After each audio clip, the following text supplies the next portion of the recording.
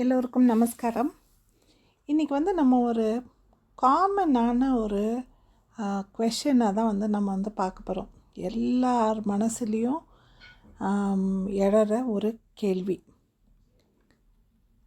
நான் ஆன்மீக பாதையில் போகணும் அப்படின்னா நான் இந்த ரிலீஜியஸ் ப்ராக்டிசஸ்லாம் இருக்குல்ல, நியமனம்லாம் இருக்குது இல்லையா, நித்திய கர்மாலாம் இருக்குது, அதெல்லாம் நான் பண்ணணுமா?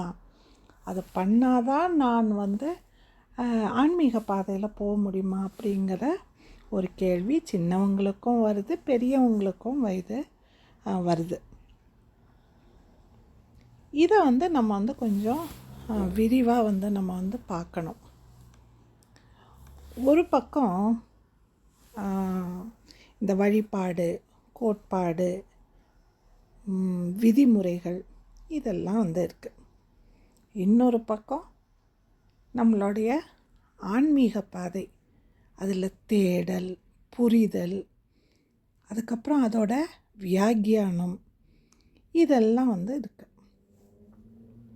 இதெல்லாம் தனித்தனியாக ஒரு பயணமாக போகணுமா, இல்லை இதெல்லாம் நம்ம சேர்த்து இதை கொண்டு போகணுமா அப்படிங்கிற ஒரு குழப்பம்தான் இந்த கேள்விக்கு ஒரு ஆதாரமாக இருக்குது. இப்போ நம்ம இதை இப்படி பார்க்கலாமே.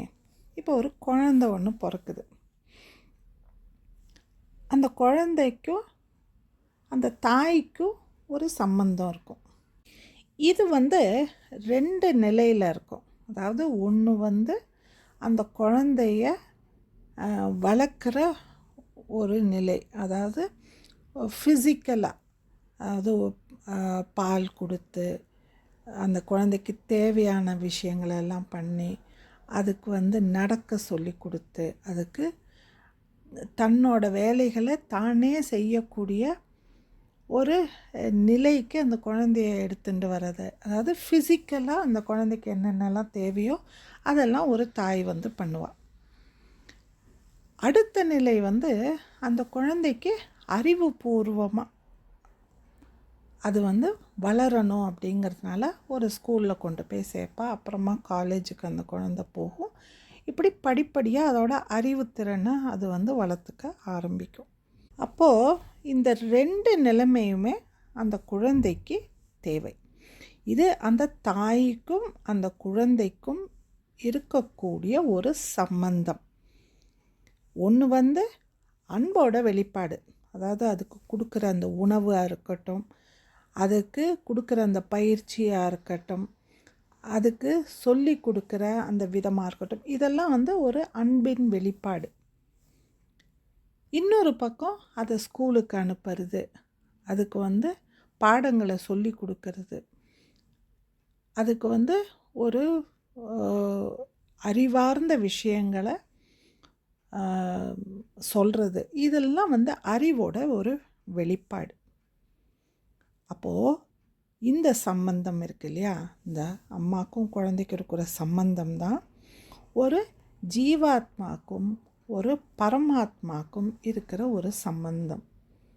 இப்போ நம்ம சில ப்ராக்டிசஸ் எல்லாம் நம்ம ஃபாலோ பண்ணுறோம். பூஜை பண்ணுறோம், பெருமாளுக்கு நைவேத்தியம் பண்ணுறோம், பெருமாளுக்கு பாட்டு பாடுறோம், பெருமாளுக்கு நித்திய கர்மங்கள் நிறையா விஷயம் பண்ணுறோம். இது அன்பின் வெளிப்பாடு.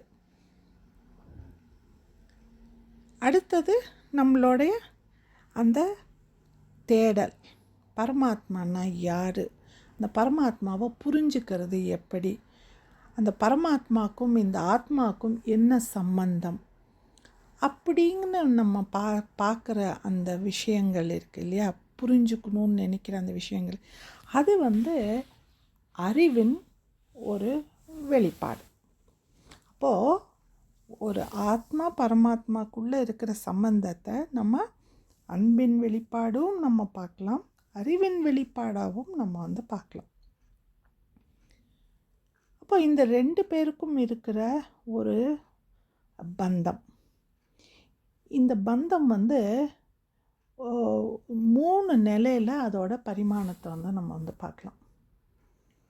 ஒன்று இந்த ஜீவனுக்கும் இருக்கிற சம்பந்தம், அதாவது ஒரு உயிருக்கும் இன்னொரு உயிருக்கும் இருக்கிற ஒரு ஒரு பந்தம். இது ஏன் தேவை அப்படின்னா, இது அந்த பரமாத்மாவோடைய படைப்பு. அதை நம்ம உணர்றச்ச அந்த உயிர்களை நம்ம மதிக்க கற்றுக்கிறோம். இது நம்ம லோக்கல் டேர்ம்ஸில் நம்ம கொண்டு வரணும்னா, ஒரு தாய்க்கும் ஒரு குழந்தைக்கும் இருக்கிற உறவில் இந்த தாய்க்கு பிறக்கிற மற்ற குழந்தைகளோட இந்த குழந்தைக்கு இருக்கிற உறவு, அதாவது சிப்ளிங் ரிலேஷன்ஷிப். அதே மாதிரி ரெண்டாவது ஒரு பந்த நிலை, ஒரு ஜீவனுக்கும் இந்த ஜெகத்துக்கும் இருக்கிற ஒரு நிலை. அதாவது ஆண்டவனோட படைப்பான இந்த பிரபஞ்சத்தை நாம் மதிக்கிறச்ச அந்த ஆண்டவனையே நம்ம மதிக்கிற மாதிரி ஒரு நிலை. இது நம்ம வீட்டோட கம்பேர் பண்ணோம்னா, நம்ம அம்மாவோட வீடு, அம்மா எங்கே இருக்கிறாங்களோ அதுதான் நமக்கு ஒரு பெரிய விஷயமா இருக்கும் இல்லையா? அம்மா வீடுங்கிறது எல்லாருக்குமே ஒரு நெகிழ்வை கொடுக்கக்கூடிய ஒரு இடம். அப்போது இந்த ஜீவனுக்கு எது அம்மா வீடு அப்படின்னு பார்த்தா, இந்த ஜெகம், இந்த உலகம், இந்த பிரபஞ்சம். ஏன்னா இது அந்த பரமாத்மாவால் உருவாக்கப்பட்டிருக்கு.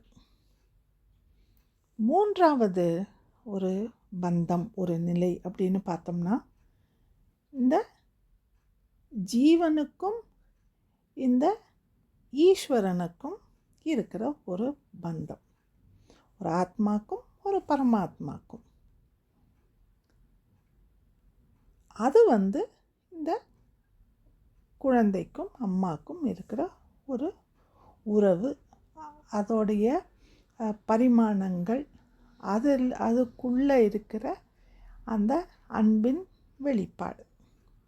இந்த 3 பரிமாணத்துக்குள்ளே தான் இந்த விஷயங்கள் எல்லாமே அடங்கியிருக்கு. இந்த உறவுகளோட சம்பந்தங்களை நம்ம மதிக்கிறப்போ, அது பாதுகாக்கிறச்ச, அதை நம்ம செய்யறச்ச, அந்த உறவோட ஒரு இறுக்கம் ஏற்படுது. இந்த மதிக்கிறது, இந்த பாதுகாக்கிறது, இது எல்லாமே ஒரு நித்திய கர்மாவாக மாறுது. இப்போ நீங்கள் கேட்பீங்க, எப்படி இது நித்திய கர்மாவாக மாறும் அப்படின்னா, இப்போ நம்ம இந்த உறவுகளை மதிக்கிறோம் அப்படின்னா என்ன பண்ணுவோம்? இந்த உறவுகளை நம்ம மெயின்டைன் பண்ணுவோம்.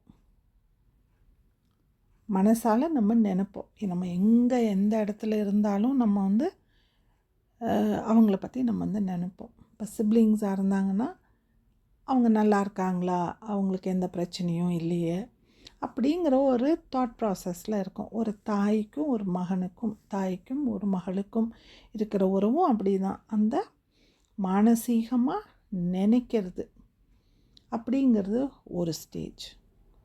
இன்னொரு ஸ்டேஜ் நம்ம வெறுமை நான் நினச்சின்ட்டுருக்கேங்கிறது மட்டும் இல்லை, அவங்களோட நம்ம கம்யூனிகேட் பண்ணணும். ஃபோன் எடுத்து நல்லா இருக்கீங்களா அப்படின்னு நம்ம கேட்குறோம் இல்லையா? ஒரு அம்மாவை விட்டு தள்ளி இருக்கிறச்ச மகனோ மகளோ என்ன பண்ணுவாங்க, ஃபோன் பண்ணிவிட்டு, நீ நல்லா இருக்கியாம்மா, சாப்பிட்டியா, உடம்ப பார்த்துண்டியா அப்படின்னு கேட்குற அந்த ஒரு நிலை, ஒரு ஸ்டேஜ். அதுவும் இட்ஸ் அ கம்யூனிகேஷன் ஸ்டேஜ். அதை நம்ம வாச்சிக்கான்னு சொல்லுவோம். இந்த 3வது ஸ்டேஜ் காய்கா அப்படின்னா, நம்ம நம்மளோட அன்பின் வெளிப்பாடை தொட்டு புரிய வைக்கிறது. இப்போ நம்ம அம்மாவை ரொம்ப நாள் கழித்து நம்ம பார்க்குறோன்னா, ஓடி போய் நம்ம போய் கட்டி பிடிச்சிப்போம், இல்லை கையை பிடிச்சிப்போம். அதுக்கப்புறம் ஒரு 5 நிமிஷத்துக்கு கையவே விட மாட்டோம். இது நம்ம எல்லா ரிலேஷன்ஷிப்புக்குமே, யாராவது நம்ம ரொம்ப நாள் கழித்து நம்ம பார்க்குறோம், நம்ம அவங்கள பார்க்கணுன்னு ஏங்கிட்டு இருக்கோம். திடீர்னு அவங்க நம்ம கண்ணு முன்னாடி வந்தான்னா நம்ம பண்ணுற ஒரு விஷயம் வந்து அவங்கள வந்து தொட்டு தழுவி கொள்வது. இது வந்து அந்த அன்பின் வெளிப்பாடோட இன்னொரு ஒரு பரிமாணம், ஒரு ஸ்டேஜ். ஸோ ஒரு உறவு, அந்த உறவு வந்து மேம்படணும், வளரணும் அப்படின்னா இந்த மானசீகமாகவும் நினச்சிக்கணும், வாச்சிகமாகவும் இருக்கணும், இந்த காய்க்காவும் இருக்கணும். இந்த 3 நமக்கு அது இருக்கிறச்ச அதையே நம்ம வந்து ஒரு கர்மா அப்படிங்கிறோம். இந்த கர்மா இந்த உறவை வளர்க்குறதுக்கு அது யூஸ் ஆகுது. இது வந்து அந்த உறவை மேம்படுத்த அது பயன்படுது. அதே மாதிரி தான் ஒரு ஜீவனுக்கும் ஒரு ஈஸ்வரனுக்கும் இருக்கிற ஒரு உறவு. நம்ம வந்து மானசீகமாக நினைக்கிறது. இப்போ நம்ம அம்பாள் உபாசகராக இருந்தால் அம்பாளை பற்றி எப்போவும் நம்ம மனசில் வந்து நினச்சின்னு இருக்கிறது.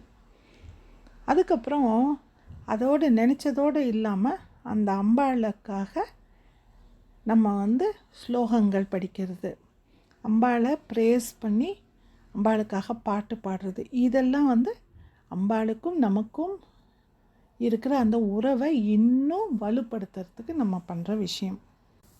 3வது ஸ்டேஜ் வந்து நம்ம வந்து அம்பாளுக்காக நம்ம பண்ணுற ஹோமங்கள், அம்பாளுக்காக நம்ம கொடுக்குற அபிஷேகங்கள். வீட்டில் யார்தான் நம்ம தொட்டு அம்பாளுக்கு நம்ம பண்ணுற அந்த அபிஷேகம், அம்பாளுக்காக நம்ம பண்ணி வைக்கிற நைவேத்தியங்கள், இதெல்லாம் வந்து அந்த 3வது நிலைக்கு நம்மளை வந்து கொண்டு போகும். இது எல்லாமே நமக்கும் அந்த ஈஸ்வரனுக்கும் இருக்கிற உறவை மேம்படுத்துறதுக்கு நம்ம பண்ணுற ஒரு விஷயம்.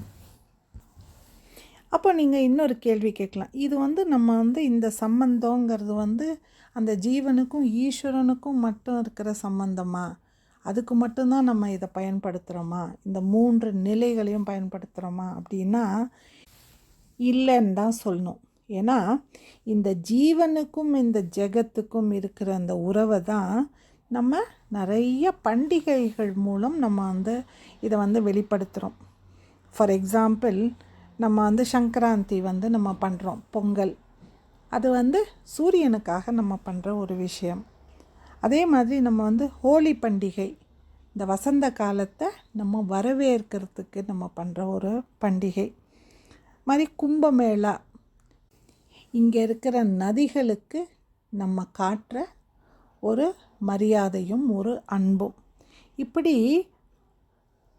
ஈஸ்வரனுக்காக மட்டும் நம்ம பண்ணாமல், ஈஸ்வரன் வந்து இந்த உலகத்தை நமக்கு கொடுத்து இதில் நம்ம இருந்து இதை வந்து நம்ம அனுபவிக்கிறதுக்கு நமக்கு இத்தனை விஷயங்களையும் அவர் பண்ணியிருக்கார் இல்லையா, அதுக்காக நம்ம செலுத்தக்கூடிய ஒரு அன்பு, ஒரு மரியாதை, அதையும் இந்த வழிபாடுகளாக நாம் வந்து வெளிப்படுத்துகிறோம்.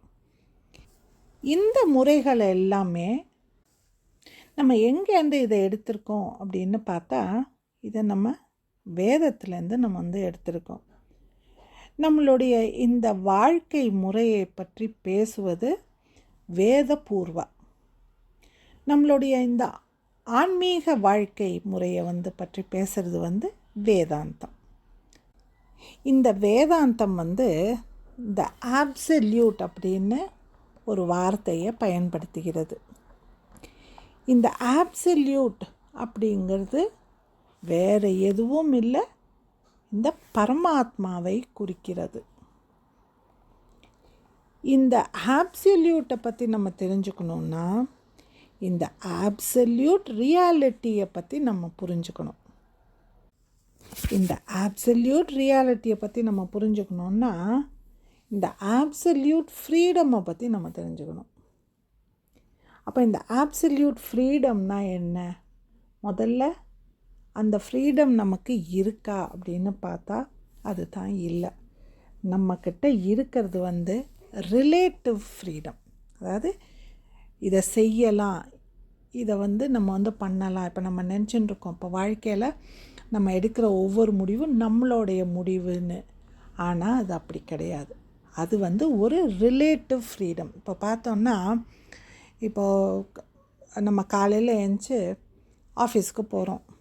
2 பாதை இருக்குது. ஒன்று வந்து குறுக்கு பாதை, இன்னொன்று வந்து அப்படியே சுற்றி மெயின் ரோடு வழியாக போகிற ஒரு பாதை. இந்த குறுக்கு பாதை வழியாக நம்ம வந்து நடந்து போகணும். இந்த சுற்றி போகிற ஒரு பாதையில் வந்து நம்ம வந்து காரில் தான் போகணும் அப்படின்னு இருக்கிறச்சா, சில சமயம் கார் வேண்டாமே நினைக்கச்சு குறுக்கு பாதையில் போகிறோம் இல்லையா. அப்போது அது வந்து நம்ம எடுக்கிற ஒரு முடிவு. இப்படியும் போகலாம், இப்படியும் போகலாம், 2க்கும் வாய்ப்பு இருக்குது. அப்போ அது என்ன நமக்கு? அது நமக்கு இருக்கிற ஒரு ஃப்ரீடம், ஒரு ஃப்ரீ வில். அப்போ இந்த ஃப்ரீ வில் இது வந்து ரொம்ப ரிலேட்டிவ். ஏன் அப்படின்னா, நம்மக்கிட்ட அது இருந்தால் தான் பண்ண முடியும். இருக்கிறதே ஒரு பாதைன்னா அப்புறம் அந்த பாதையில் வந்து நம்ம காரில் தான் போகணுன்னா அப்புறம் காரில் தான் போகணும் இல்லையா. ஸோ இங்கே வந்து it's a very relative freedom. அது மாதிரி எல்லா விஷயத்துக்கும் எடுத்துக்கலாம். நமக்கு ஆப்சல்யூட் ஃப்ரீடமுங்கிறது கிடையாது. அப்போது அதை கிடையாது அப்படின்னு சொன்னோன்னா அதுக்கு ஒரு ஃபேக்டர் இருக்கும் இல்லையா.